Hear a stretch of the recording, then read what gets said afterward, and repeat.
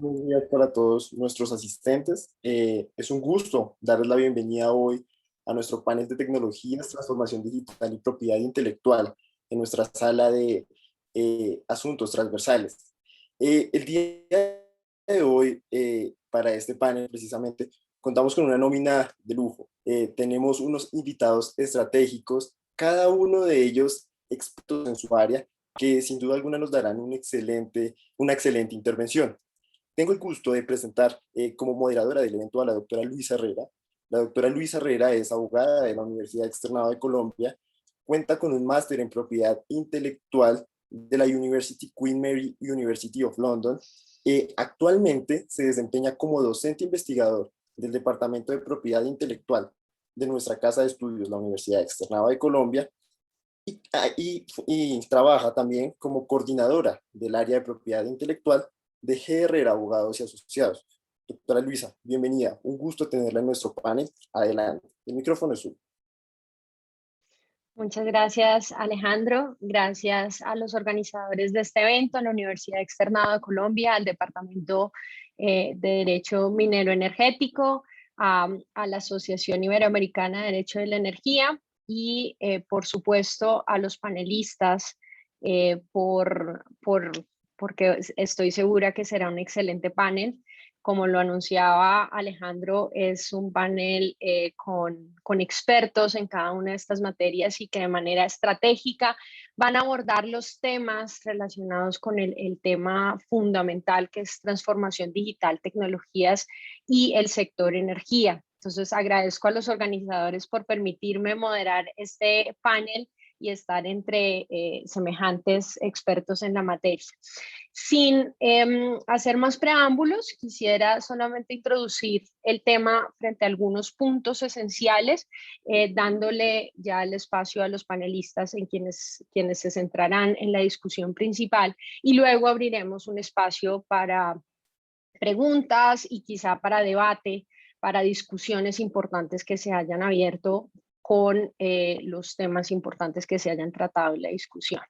Entonces, en primer lugar, quisiera abrir e introducir este importante tema con una frase que me pareció muy importante, que encontré en un estudio sobre este tema, en un estudio europeo, donde dice el primer principio de la termodinámica enuncia que la energía no se crea ni se destruye, únicamente se transforma. Y hay que ver a qué velocidad, por cierto. Pero la sabiduría popular nos suministra otro principio fundamental: renovarse o morir. Por ello, la digitalización debe considerarse como el dedo que señala el camino, un camino repleto de oportunidades, pero también de riesgos que gestionar. Creo que esa frase resume en gran parte los retos a los cuales nos enfrentamos frente a este gran y apasionante tema. Estamos frente a la transición energética, esperando al menos en Colombia la ley de transición energética. Vemos los retos tecnológicos a los que nos enfrentamos en la digitalización, en la generación y en la gestión de la energía, cómo empezamos a utilizar desde ya hace un tiempo, incluso desde antes de esta transformación acelerada tecnológica a raíz de la pandemia, desde antes, pues los medidores digitales buscando eficiencia en los servicios de electricidad y de energía. Vemos también cómo los dispositivos de Internet de las cosas se convierten en un eje central también, pero también imponiendo grandes riesgos, creando redes inteligentes como los Smart Grids o los conocidos como Smart Grids.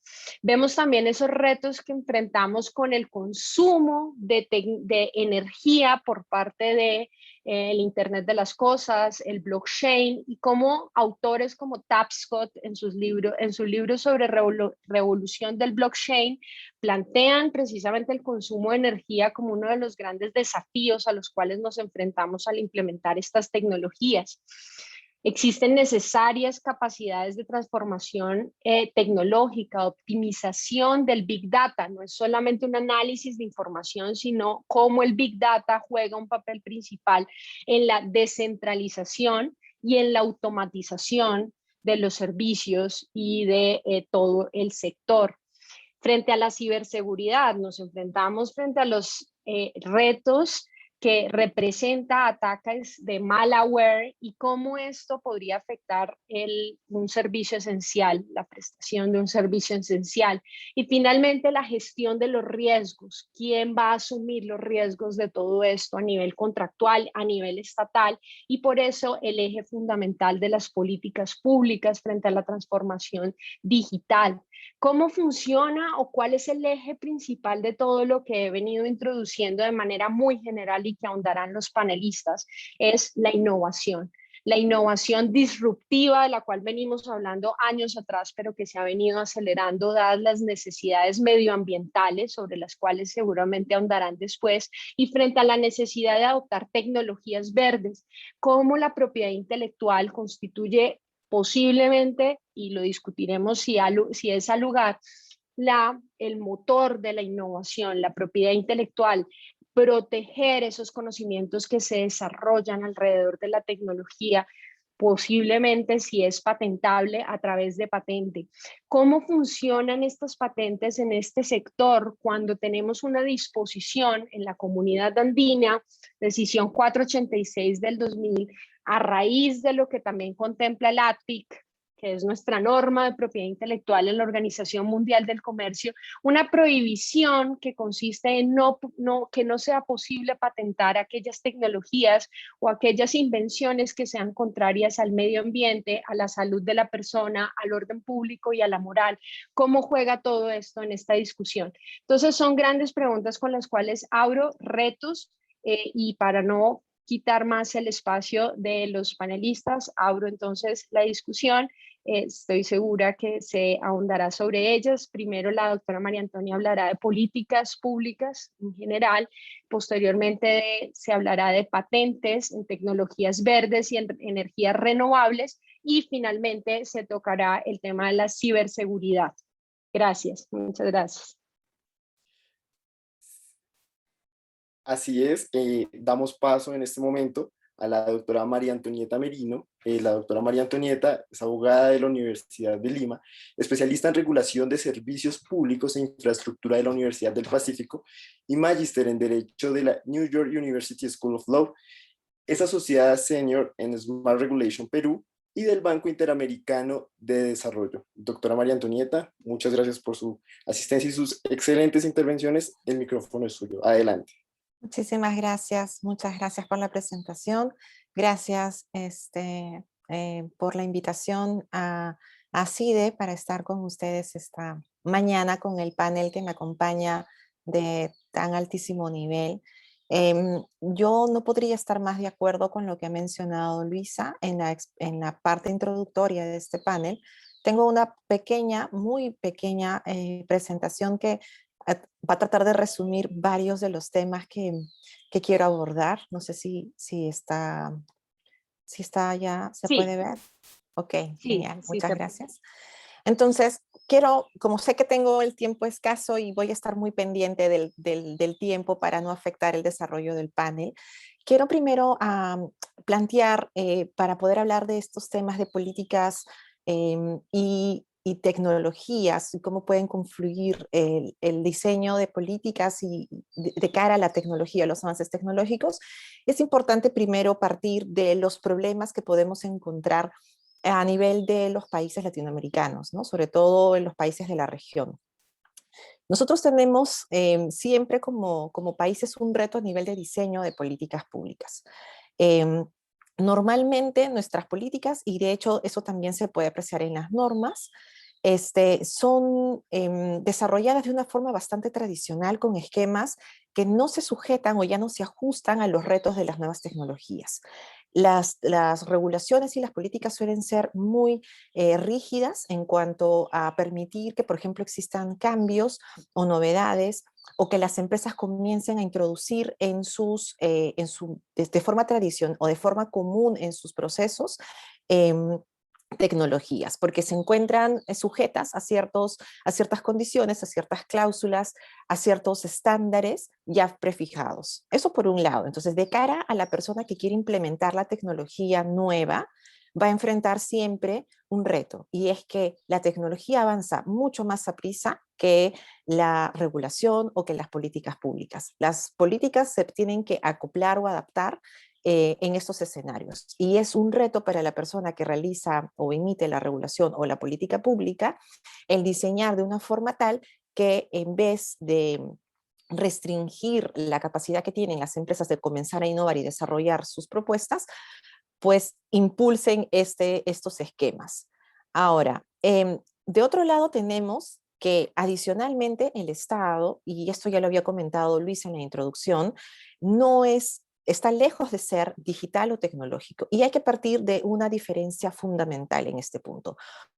Una cosa es la digitación, utilizar los datos y hacer, por ejemplo, que las plataformas del Estado empiecen a ser un poco más digitales, a que las personas utilicen plataformas para enviar información, ventanillas virtuales, tratar de digitar lo que tiene el Estado en términos tecnológicos.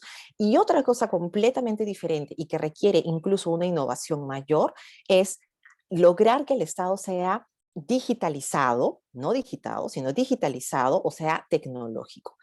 ¿Y esto qué implica? Implica introducir tecnologías dentro de las actividades comunes y corrientes que realizan las entidades públicas. Por ejemplo, como lo había comentado Luisa en la introducción, el uso del Big Data como un elemento que permita tomar información de lo que sucede en la realidad, los datos que tiene la sociedad, y sobre la base de eso realizar un análisis y comenzar a informar o desarrollar las políticas que va a aplicar en un determinado sector. En el caso específico del sector energético, sería relevante, por ejemplo, la información que el Estado puede generar, procesar, analizar, evaluar, implementar, vinculada a todos los esquemas de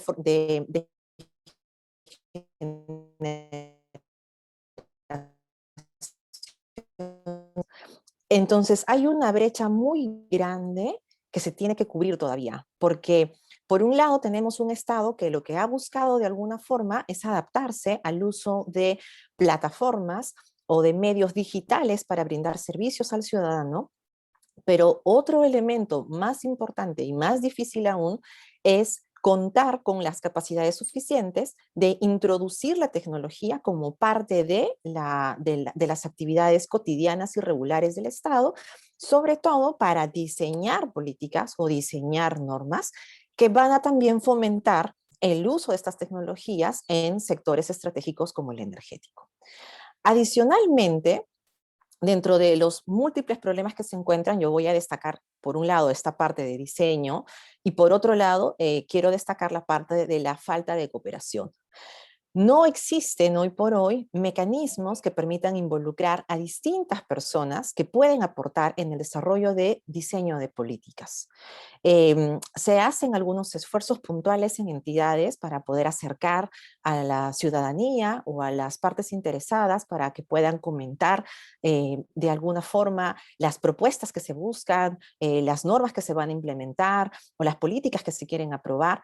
Pero todavía ese esquema resulta ser bastante insuficiente porque, nuevamente, la tecnología avanza muy rápido, los sectores necesitan innovar, innovan constantemente, y el Estado siempre va a estar como varios pasos atrás, intentando comprender qué es lo que está sucediendo alrededor.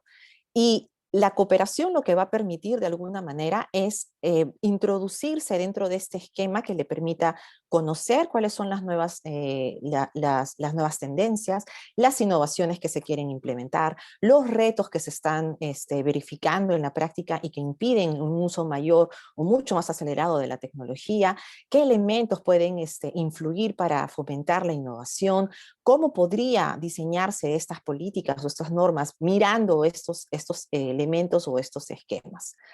Y hoy por hoy esta cooperación todavía, como les comento, es bastante incipiente.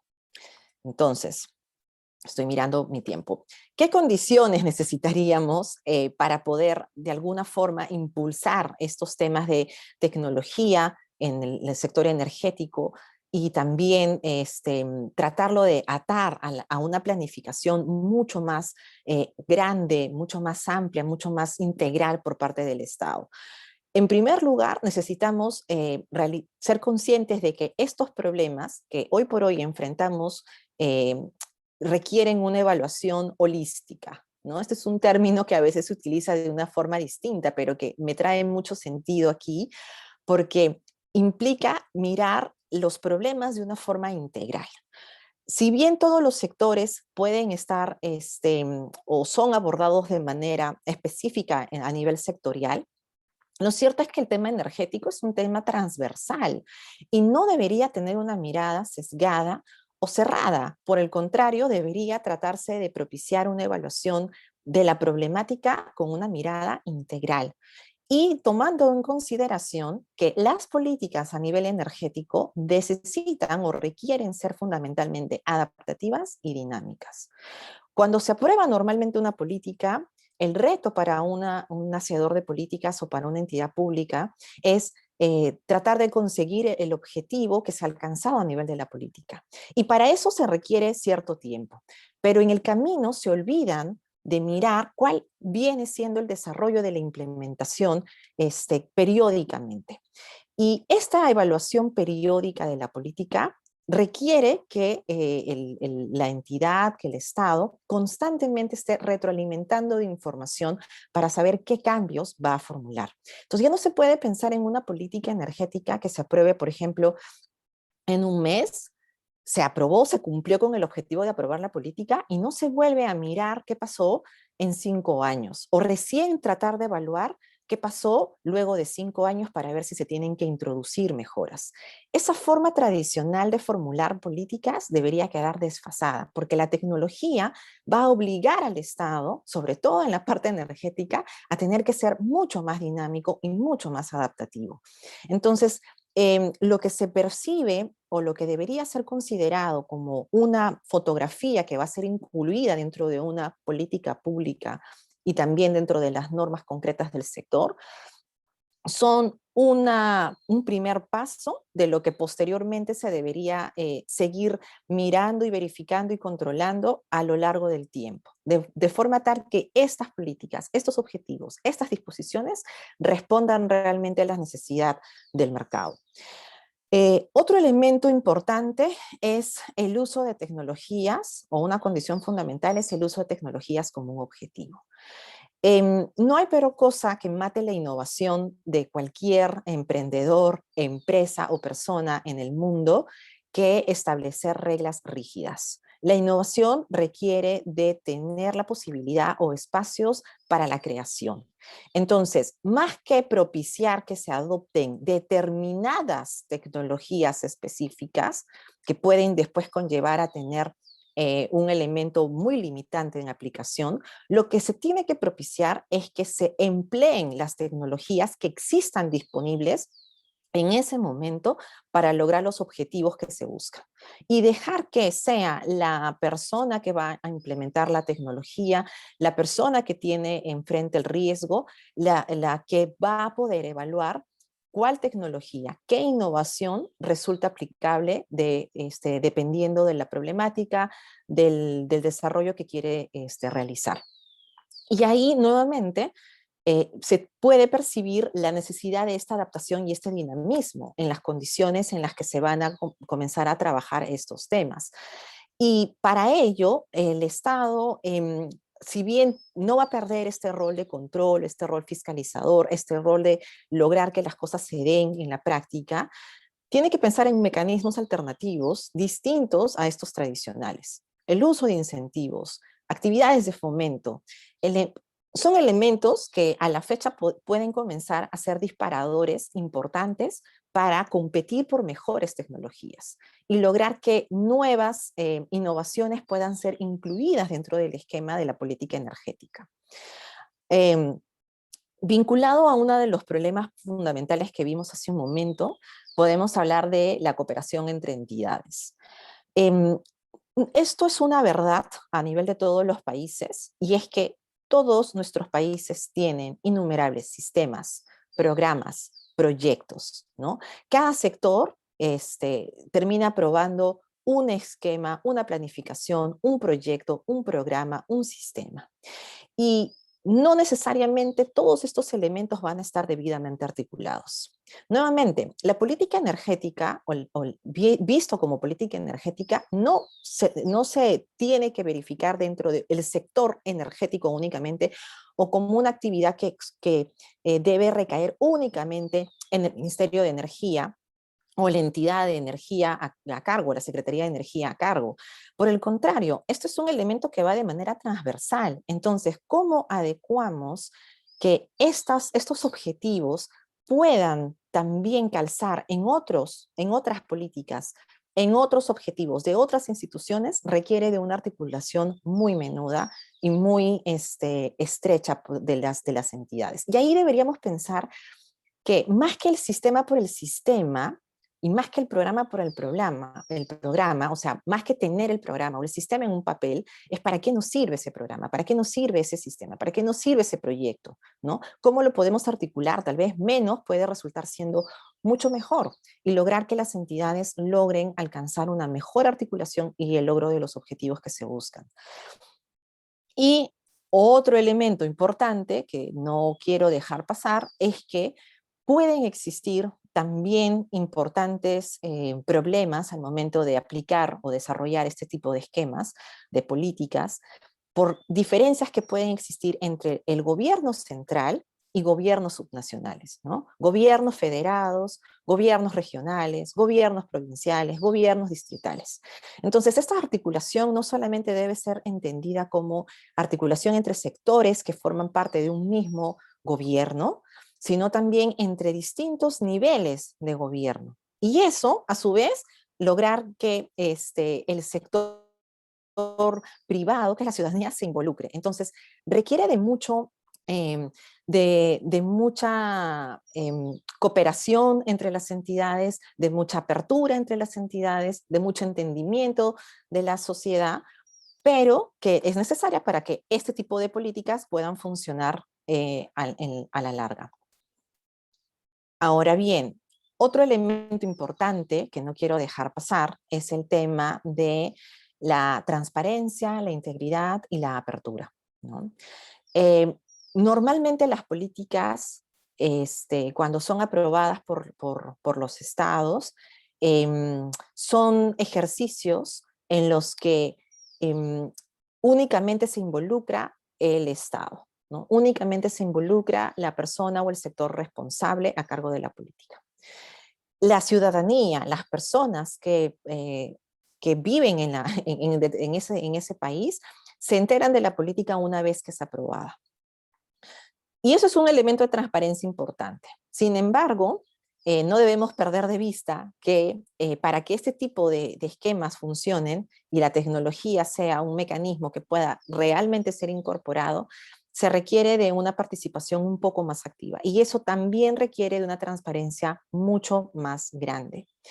Y esta transparencia lo que va a permitir es dotar de confianza a todos los sectores que van a participar en el desarrollo de este tipo de políticas, de que las entidades están realizando sus mejores esfuerzos para alcanzar los objetivos que se buscan, que en este caso sería cómo desarrollamos mejores tecnologías, cómo innovamos más.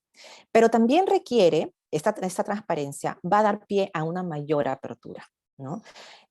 No es tan mal que nos digan desde donde estemos, si estamos en el sector privado o en el sector público, que tal vez la idea que tenemos no es la mejor, pero estar en la capacidad de abrirnos a discutir distintas opciones de cómo podemos desarrollar mejoras tecnológicas que impulsen una mejor política energética es algo a lo que deberíamos llegar.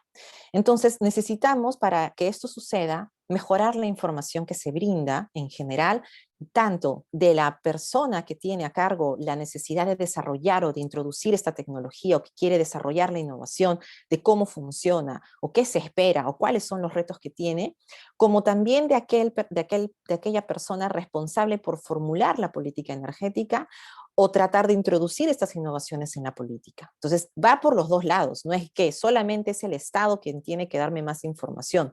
También está de mi otra parte decir, yo tengo estos retos, yo quiero aplicar esta tecnología, yo quiero realizar esta innovación, ayúdame a conseguir este resultado. Y esto nos va a permitir mejorar el diseño de estas normas, de estas políticas, porque van a comenzar a incorporar distintas visiones de las partes que pueden estar interesadas en el desarrollo de la innovación.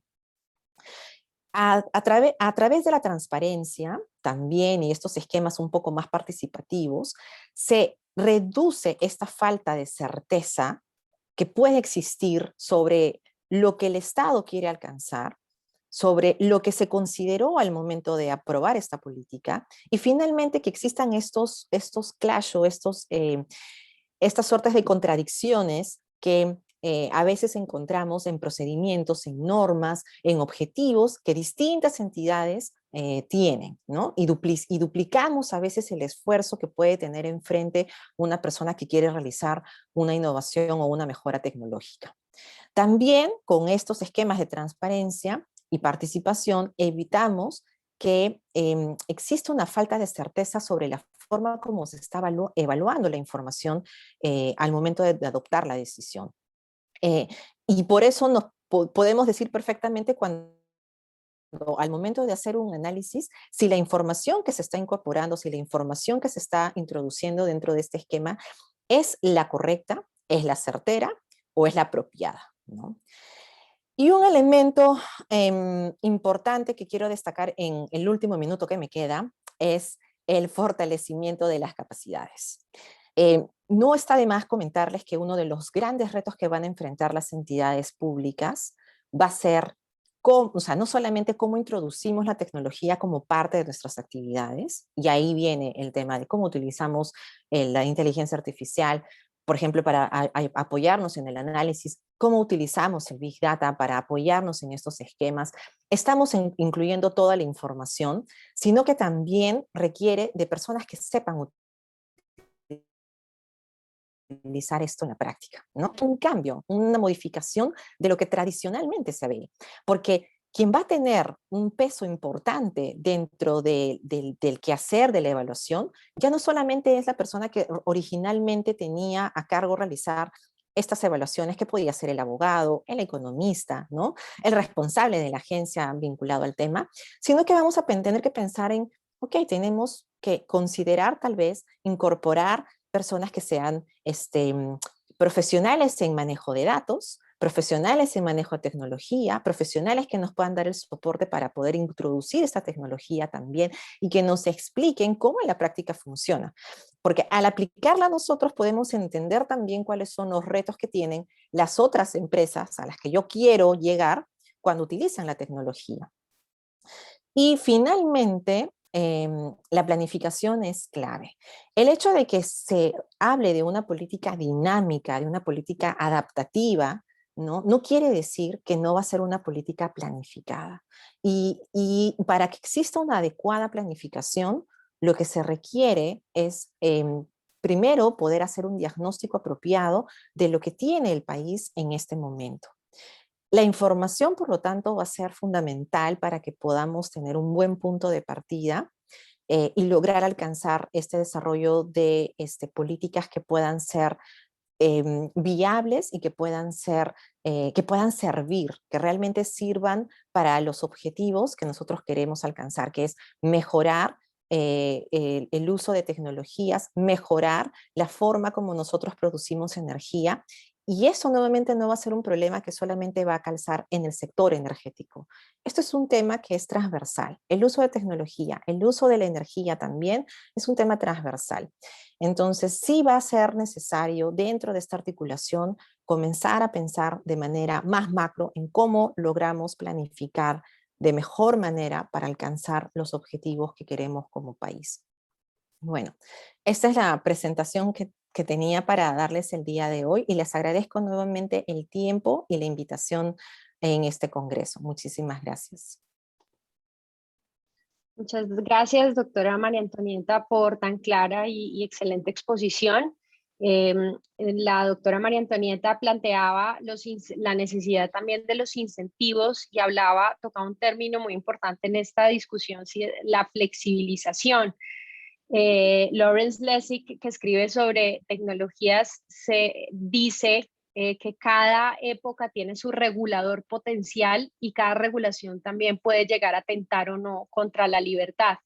Entonces, ella plantea también el incentivo. ¿Y será que la propiedad intelectual es uno de los incentivos? Y abro entonces la discusión con el doctor Daniel Peña. El doctor Daniel Peña Valenzuela es abogado de la Universidad Externado de Colombia, con maestría de la Universidad de Londres, UCL, y en la Universidad de Grenoble, director del Grupo de Investigación en Comercio Electrónico de la Universidad Externado, es árbitro de la Cámara de Comercio de Bogotá, lista A, socio fundador de la firma Peña Mancero Abogados y, por supuesto, profesor de la Universidad Externado que todos conocemos. Le abro su espacio, doctor. Gracias, doctora Luisa. Muy buenos días a todos los asistentes y es un grato honor para mí estar con tan distinguidos colegas en este panel compartiendo con el escenario de ACIDE la discusión sobre transición energética, tecnología y en este caso, en el caso mío, la discusión sobre propiedad intelectual centrada en las patentes y esa relación con esa transición energética. Vinculando la discusión a la conclusión que planteaba la doctora María Antonieta, yo diría que definitivamente cuando estamos haciendo referencia a las políticas públicas que pueden ser un apoyo y un incentivo a la transición energética, diría que la propiedad intelectual precisamente se encuadra dentro de esa característica. Es decir, la propiedad intelectual debe y ante todo ser una política pública que articule al sector privado dentro de una creación, dentro de una innovación, dentro de un sector, para poder a partir de allí crear riqueza, ayudar al desarrollo económico, generar transferencia de tecnología y como tal, yo diría que la propiedad intelectual, como hoy la vemos y como hoy la podemos entender, es un factor determinante para la competitividad y la productividad de las empresas. Es decir, hoy en día, cuando pensamos en una empresa del sector energético que esté en el mercado, que sea un jugador importante de ese mercado y que quiera consolidarse como tal, pues tiene que tener a la propiedad intelectual como un elemento fundamental. Porque cuando hablamos de transición energética, estamos hablando de innovación, de cambio. Estamos hablando de una nueva realidad de alguna manera que va a tener no solamente ese sector, sino en general toda la economía. Y precisamente la propiedad intelectual es un gran medidor de eso que llamamos transformación o cambio. Y ha sido de mucho tiempo atrás la herramienta que normalmente se utiliza para recompensar las invenciones, las creaciones y desde el punto de vista económico, pues es la medición más importante que hay dentro de un mercado, la posibilidad de tomarle la temperatura, si me permiten, a un mercado para ver cómo está evolucionando y cómo para las empresas genera allí una medición también de la tasa de retorno de la inversión. Es entendido hoy en día que nadie lleva a cabo una inversión económica en investigación y desarrollo sin que esto tenga una posibilidad de un retorno a mediano y largo plazo. Y ahí es donde la propiedad intelectual se constituye precisamente en una herramienta o un instrumento para garantizar ese retorno. ¿Por qué? Porque y creo que hay que decir cosas básicas, porque cuando hablamos de propiedad intelectual, estamos hablando sobre todo de protección de bienes intangibles, de protección de activos, ¿cierto? Activos económicos intangibles. Estamos hablando de la protección de invenciones, en el caso específico de las patentes. Y estamos hablando sin duda de la posibilidad que uno tiene de generar monopolios y exclusividades, monopolios y derechos exclusivos. Y claro, los monopolios y los derechos exclusivos a veces, y más en estas épocas, han sido de alguna manera estigmatizados, a veces son atacados, a veces se dice, bueno, ¿y por qué puede haber alguien que concentre esa propiedad o concentre esa riqueza? Pero precisamente la propiedad intelectual es una excepción, digámoslo así, a ese concepto negativo que hay de monopolio y de exclusividad, y más bien se refiere a un monopolio que es aceptado social y económicamente, cumplimiento en general de las reglas y sin pensar todavía en abusos o cosas por el estilo, sino la posibilidad que la sociedad le da a alguien en recompensa de su innovación, de su creatividad, de tener un monopolio y una exclusividad por un tiempo determinado. Y eso para el sector energético y para la transición energética, como veremos, es fundamental. Si uno piensa en el tema de las patentes y el sector energético, lo primero que habría que decir es que la mayor parte de las materias que hoy en día son fundamentales dentro de este cambio, y hablamos sin duda de la energía eólica, de la energía solar, de las fuentes hidroeléctricas, de las fuentes geotérmicas, de la energía originada en fuentes marinas, todos están hoy en día afectados positivamente por el sistema de patentes. Si uno mira el índice de patentabilidad, por ejemplo, de la Organización Mundial de la Propiedad Intelectual, en cada uno de esos sectores hay una cantidad significativa de patentes solicitadas y otorgadas, y sin duda ha habido una recepción muy importante en todos esos sectores del sistema de patentes. Y eso se da en general porque el sistema de patentes es un sistema que ha sido abierto a todas las tecnologías.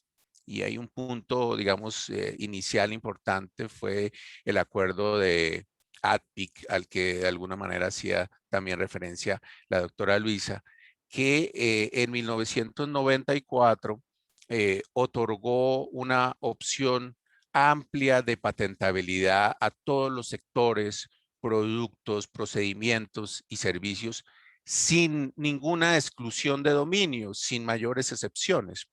Y eso es un punto importante para el sistema de patentes, porque hace que haya un incentivo para todos los sectores, para todas las actividades económicas. Entonces, fíjense que ese es un primer elemento importante, la visión transversal del sector energético en plena innovación encuentra en esa cláusula general de patentabilidad sin mayor restricción, encuentra un ámbito bastante amistoso para sus invenciones.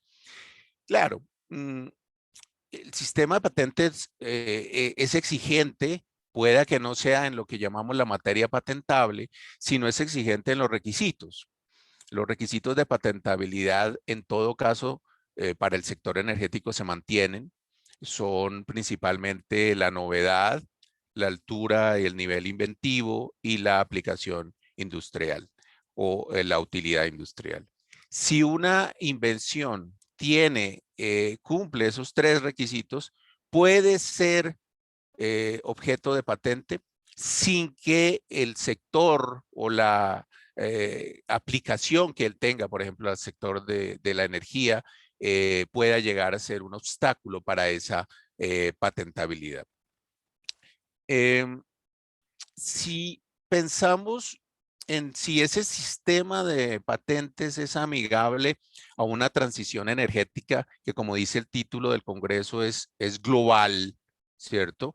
no estar circunscrita ni a ningún país o región, pues lo que habría que registrar es que el sistema de patentes ha evolucionado a través de ayudar o dar herramientas, como por ejemplo el Tratado Global de Patentes, el llamado PCT, que permite una facilidad en costos, en tiempos, en trámites para lograr que haya patentabilidad de una manera, digamos, económicamente viable y con unas facilidades en procedimientos para efectos de obtener una protección que puede ser prácticamente en los países y en las economías más importantes del mundo.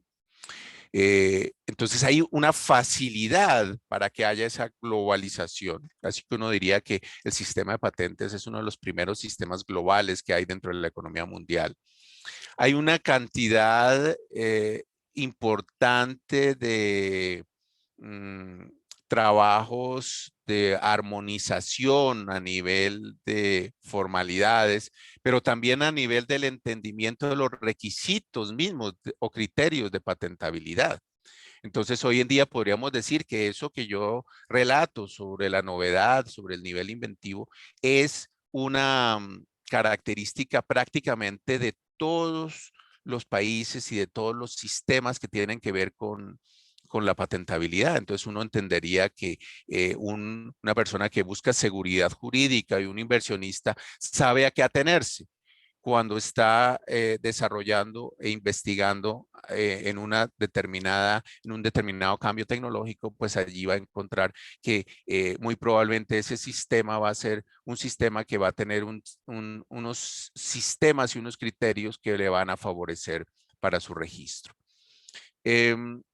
Si uno piensa específicamente en la manera como hoy en día se está desarrollando es el registro de patentes en el mundo en relación con el sector energético, lo primero que habría que decir es que la mayor parte de tecnologías que llamaríamos básicas en las tecnologías de transición, hoy en día están dentro del dominio público. Y eso es muy importante en el sistema de patentes porque quiere decir que el acceso a esas tecnologías para generar desarrollos, investigaciones posteriores, ya es un acceso prácticamente generalizado. Y eso, si uno estudia los distintos subsectores de esa transición energética, prácticamente ocurre en todos. Entonces, si tenemos ya esa base, pues obviamente lo que a partir de ahí se ha dado es una investigación y un desarrollo particular en cada uno de esos sectores. Por ejemplo, en el caso de la energía solar, uno diría que la energía solar tiene como base fundamental el tema de los paneles solares. Los paneles solares tienen una tecnología básica, ¿cierto? Una tecnología muy sencilla que ya hoy en día puede ser prácticamente todos los países del dominio público, pero se han desarrollado a partir de allí una serie de tecnologías específicas y unos desarrollos que pueden ser y han sido objeto de patentes. De hecho, dentro de las estadísticas de la OMPI, desde el 2012, perdón, hasta el 2020, se registra en energía solar un crecimiento del 345% en las solicitudes de patentes relacionadas con la energía de fuentes solares. En el caso, por ejemplo, de las biomasas y los biocarburantes, también las tecnologías básicas hoy en día están en el dominio público y han permitido, por ejemplo, que en países como la India y en Brasil se hayan solicitado patentes de perfeccionamientos que son patentes muy específicas para esos países y para esos mercados. Entonces se encuentra allí una muy buena posibilidad para que mercados emergentes desarrollen tecnologías propias. En energía eólica, y ya estoy entrando al final de la presentación, en energía eólica, el tema de las turbinas ha sido muy importante desde el punto de vista del escenario del mercado y del escenario de las patentes por un fenómeno muy importante para el mercado y para la economía. Y es que allí hay una imbricación entre el sistema de patentes, el derecho de la competencia y las fusiones y adquisiciones. ¿Por qué? Porque fíjense que el incentivo en el caso de las turbinas eólicas ha sido a crear ya perfeccionamientos muy específicos, creados básicamente por emprendedores norteamericanos y europeos principalmente, donde primero se acogieron esas tecnologías. Y allí lo que ha ocurrido es un fenómeno de mercado, y es que las grandes multinacionales en ese sector que son quizás los jugadores dominantes dentro de ese sector de transición, lo que han hecho es adquirir las compañías, ¿cierto? Las compañías que son o que han tenido esas solicitudes o esos registros de patentes sobre perfeccionamientos de turbina eólica. Entonces, fíjese que lo que se ha dado es de facto o eh, una transferencia de tecnología por la adquisición que se hace de los portafolios de patentes, pero también se ha dado algo importante, y es que muchos emprendedores han encontrado allí un camino muy interesante, y ha habido mucha inversión, sobre todo de fondos privados de inversión en esos startups de energía eólica, porque saben que al final el retorno de una inversión inicial, ¿cierto?, que puede ser garantizada por una solicitud de patente, va a darse por la adquisición de la empresa de emprendedor. Entonces se genera un ciclo de innovación interesante que puede ser inicialmente garantizado sin duda por el hecho de que hay una solicitud de patente, y eso incentiva la adquisición de la compañía. Entonces, a manera de conclusión, ¿qué diría?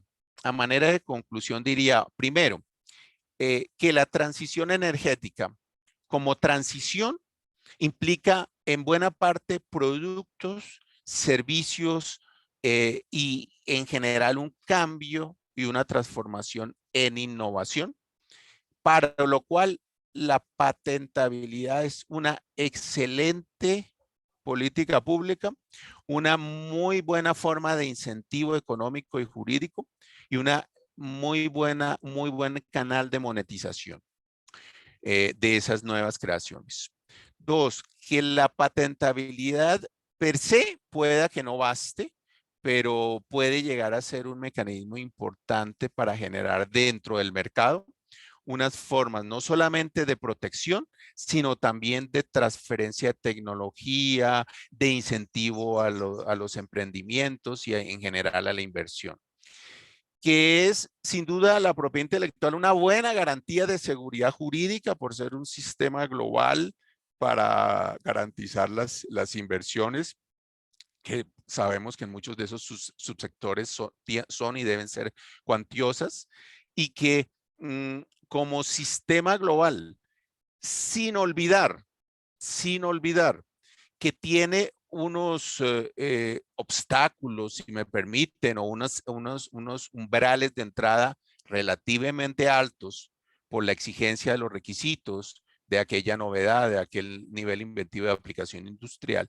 En todo caso, la propiedad intelectual tiende a generar algo que es atractivo para las empresas, y es exclusividades y monopolios en periodos determinados. Y eso en estas épocas puede llegar a ser un factor muy importante.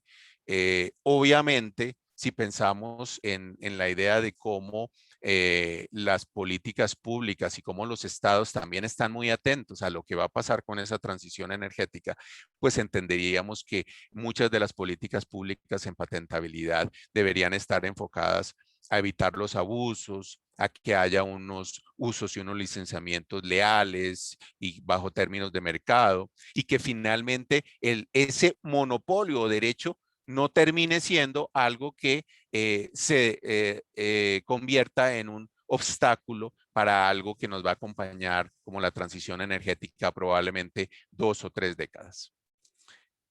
Con esto termino. Muchas gracias, doctora Luisa. Muchas gracias a usted, el doctor Daniel Peña, por esa excelente recopilación de lo más importante pues, que se da en propiedad intelectual y en tecnologías en este sector. Sin lugar a dudas, el doctor Daniel Peña resalta la propiedad intelectual como un incentivo y cómo, pese a que ha sido tildado como un monopolio, dentro del mismo sistema se puede encontrar el balance. De hecho, no es posible patentar o proteger solamente para una empresa ideas abstractas o conceptos básicos que puedan ser necesarios para otras empresas para el desarrollo de estas tecnologías, para la transición energética que estamos viviendo y que cada vez es más necesaria. Sin embargo, también vamos a enfrentarnos a otros retos que están relacionados ya con la transformación digital, unos retos frente a los ataques de ciberseguridad que pone en tela de juicio dos aspectos: cómo se gestiona y se maneja la información, y por otro lado, la protección de datos personales, por supuesto, que abriremos campo para preguntas posteriormente y para poderlo aterrizar también a qué sucede en Colombia a raíz de documentos COMPES como ha habido desde el año pasado. Entonces, abro espacio al doctor Ernesto Ibarra.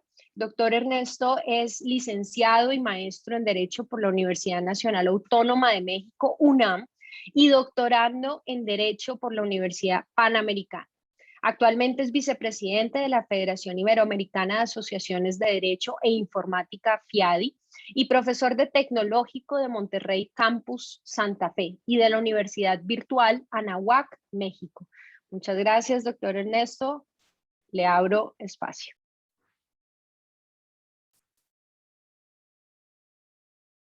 Hola, muchas gracias, doctora Luisa. Un honor compartir con ustedes en este panel y agradezco sobre todo la invitación a este tercer congreso de la Asociación Iberoamericana de Derecho a la Energía y a la Universidad Externado de Colombia por esta amable invitación. Me da mucho gusto estar nuevamente con ustedes. También ya podré coincidir con la doctora María Antonieta. Qué gusto verla nuevamente.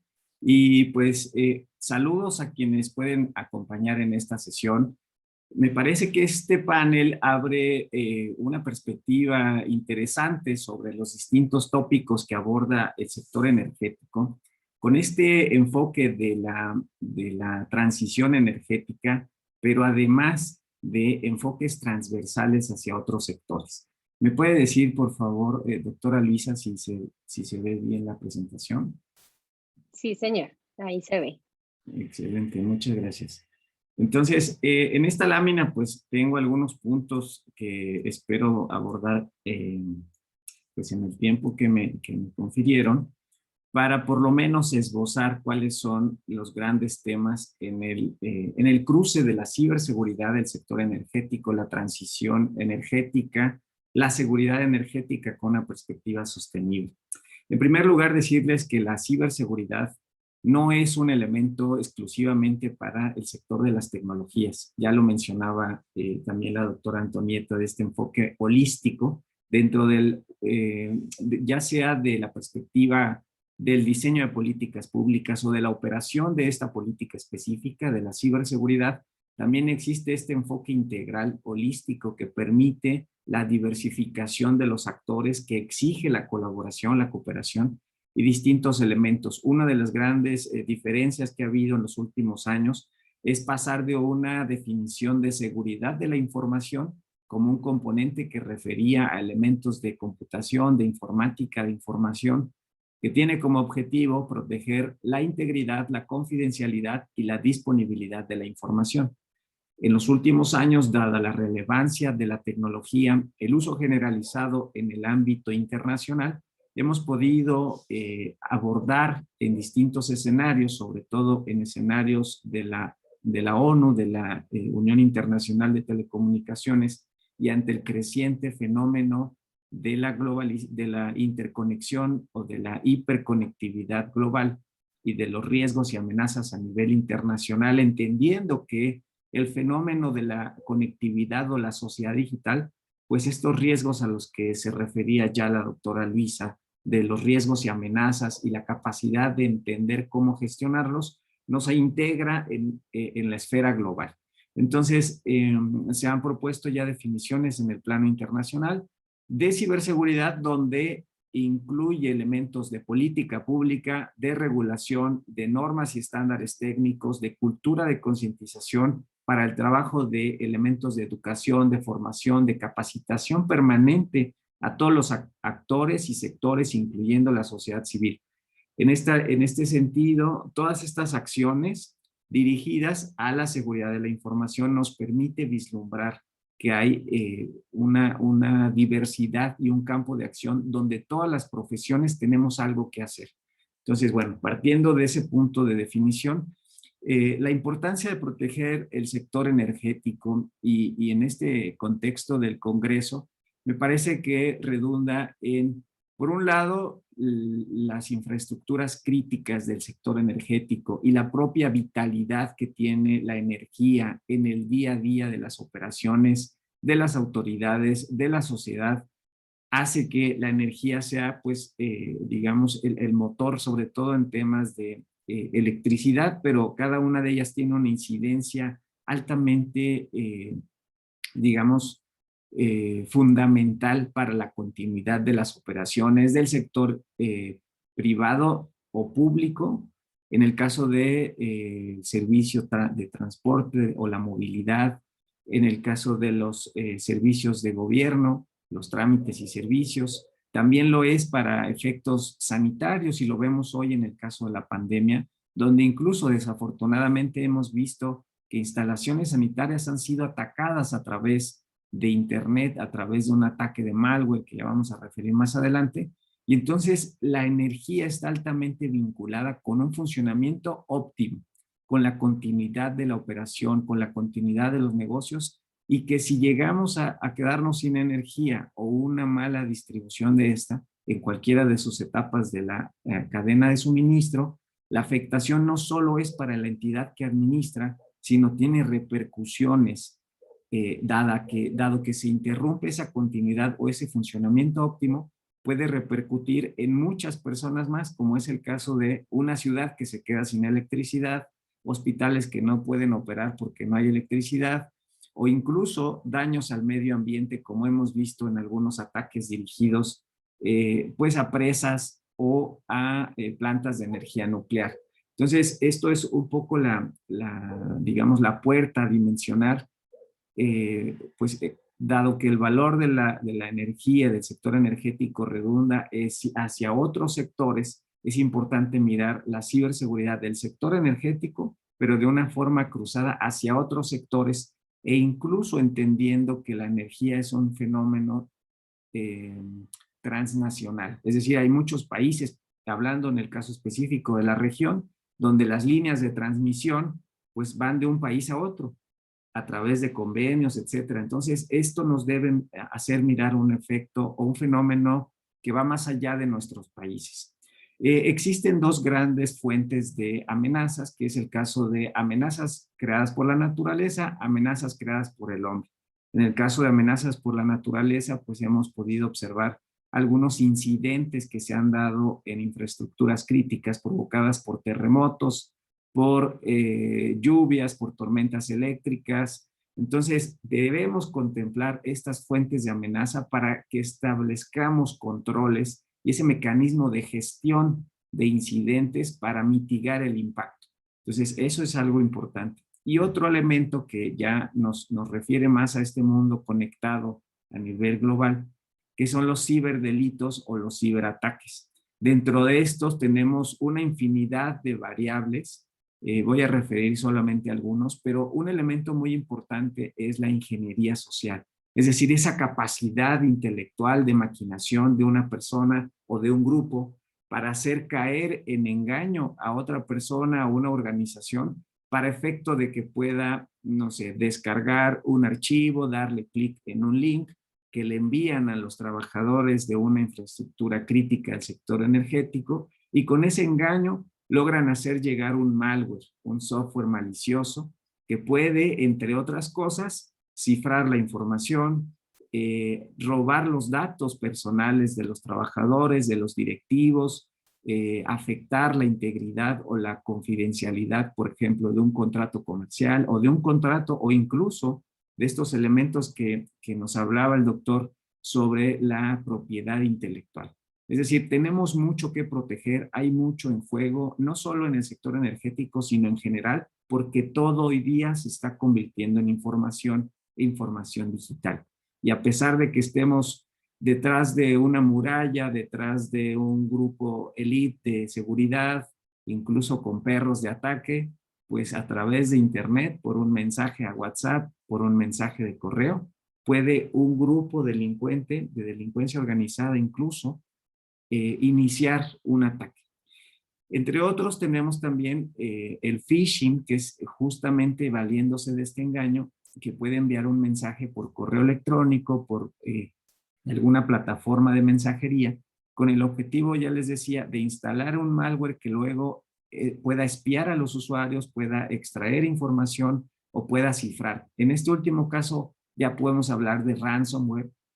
Seguramente lo han visto en las noticias, que últimamente ha sido muy común hablar de atacantes o ciberatacantes, o la mala frase usada de hackearon las instalaciones de tal dependencia o de tal empresa.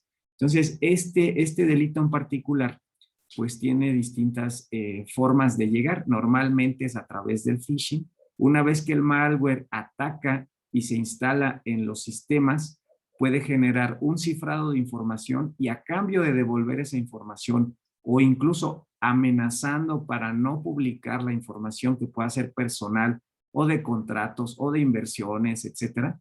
Imaginen ustedes que van a vender o van a ser parte de una negociación de inversión sobre el sector eléctrico, pero pues no se pueden dar a conocer detalles al público hasta que se cierra una transacción por parte de acuerdos internacionales, por parte de regulación y de la propia confidencialidad del contrato. ¿Qué pasa si estos tipos de ataques tienen esa información, la cifran y entonces extorsionan a la empresa, al consejo directivo, para que si no pagan determinada cantidad, y que además ahora ya lo piden en bitcoins o en alguna otra criptomoneda, pues esa información se va a divulgar, afectando la operación y afectando probablemente, pues digamos, la sostenibilidad de la propia empresa. Entonces pone en un aprieto, en una situación, digamos, de jaque a la empresa, y que ahí puede haber una repercusión desde el ámbito público y privado, porque recordemos que muchas de estas infraestructuras críticas del sector energético están en manos tal vez de un privado, pero al final el Estado es un actor regulador, o es un actor que debe propiciar la seguridad de toda la cadena de suministro. Otro de los ciberataques es la denegación de servicio, que puede presentarse sobre todo en el portal de la autoridad que se encargue de la gestión del servicio, o incluso del cobro del suministro de energía a nivel residencial. Entonces, de repente, muchos usuarios ya no pueden seguir pagando su servicio eléctrico a través de Internet porque hubo alguien que afectó esta página web para que no estuviera funcionando, que es la denegación de servicio, a través de muchas peticiones, y que el servidor de la página o del portal no resiste tanta demanda, y entonces pues deja de funcionar de manera óptima. Entonces, como pueden ver, incluso no necesita ser un grupo de delincuencia organizada, una persona, como dicen, altamente sofisticada, el delincuente, porque incluso este tipo de malware ya se vende en Internet, en el mercado negro. Entonces, tenemos ahí muchos retos en el ámbito de la prevención, en el ámbito de la regulación, de la política para prevenir estos riesgos, e incluso para el combate al cibercrimen. Dentro de los puntos importantes para este sector, pues me parece importante señalar que el enfoque de la seguridad, de la ciberseguridad en el sector energético, debemos identificar que existe una coexistencia entre tecnologías de la información, tecnologías operativas, que cada vez se están haciendo un enfoque más híbrido o más integral, porque muchas de estas tecnologías están empezando a funcionar en el cómputo en la nube. Cada vez tenemos más dispositivos conectados a Internet, el Internet de las cosas, y un enfoque en que en ese proceso de transición energética, pues también nos vivimos la transición o la transformación digital, incorporar tecnologías, incorporar efectos digitales en los procesos y mayor adopción a través de mayor tecnologías, incluso como tecnologías como pequeños sensores que aparentemente no tienen gran repercusión, pero puede ser la puerta de entrada hacia un incidente de esta naturaleza como los que ya mencionaba. Otro de los, digamos, principios importantes, ya lo decía, es referir la ciberseguridad a toda la cadena de distribución o de suministro del servicio, porque no podemos descuidar pues la generación, la administración, el transporte o la distribución e incluso la parte de la oferta y el consumo del mismo. Mirar de manera transnacional la integración de sectores y de servicios. La ciberseguridad para el sector energético debe ir más allá del propio sector energético, igual ya lo mencionaba en las exposiciones anteriores, y el modelo de gestión de riesgos para que podamos prevenir alguna situación. Me detengo en este punto del ransomware. No sé si ven bien la pantalla donde está la gráfica de cuánto ha ganado la delincuencia en este tipo de delitos. Como seguramente Ahora sí. pudieron ver, hace 2 semanas en Estados Unidos hubo un ciberataque a una empresa, Colonial Pipeline, donde afectó al oleoducto más grande o más extenso y de mayor, digamos, valor estratégico en Estados Unidos, que es pues uno de los tantos componentes del sector energético. Y hubo ataque de ransomware, se cifró la información, se extorsionó a la empresa y se le exigió, me parece que, no quiero equivocarme, pero fueron creo $5 millones en criptomonedas. Entonces eso provoca una situación donde la empresa se ve obligada a actuar rápido, donde el gobierno se vio un poco desconcertado por el efecto que esto ocasionó. Momentáneamente, las primeras semanas hubo un incremento en el costo de la gasolina, ligeramente. Hubo pues compras de pánico por parte de la población y hubo un poco de estrés porque no había la mejor, digamos, el protocolo de colaboración de las agencias involucradas y de los actores que deberían estar ahí para solucionar el caso de manera concreta. Entonces, es cada vez más común que haya ataques de ransomware. Solo como ejemplo, aquí les mencioné, hice una pequeña investigación donde algunos de los grupos de delincuencia organizada, en el caso del grupo de DarkSide, que fue el atacante de este caso en Estados Unidos, tenemos que de octubre del 2020 a mayo del 21, es decir, contemplando el pago que hizo esta empresa de Estados Unidos sobre el ataque, ganó $90 millones. Entonces, eso nos ayuda a identificar el alto, digamos, beneficio potencial de la delincuencia organizada, porque en un ataque cobran millones de dólares en bitcoins que complica la investigación, y entonces el sistema o la afectación de muchas personas a cambio de las altas ganancias del crimen organizado. Y finalmente, para cerrar mi intervención, entre las mejores prácticas que incluso coincide con, hay un estudio del Banco Interamericano de Desarrollo sobre la ciberseguridad en el sector eléctrico, que les sugiero pues lo busquen y lo revisen para que puedan profundizar un poco más. Lo que hizo Estados Unidos como reacción es establecer un grupo de trabajo de atención inmediata para ese caso específico, convocando a las agencias especializadas en seguridad, ciberseguridad, energía, etcétera.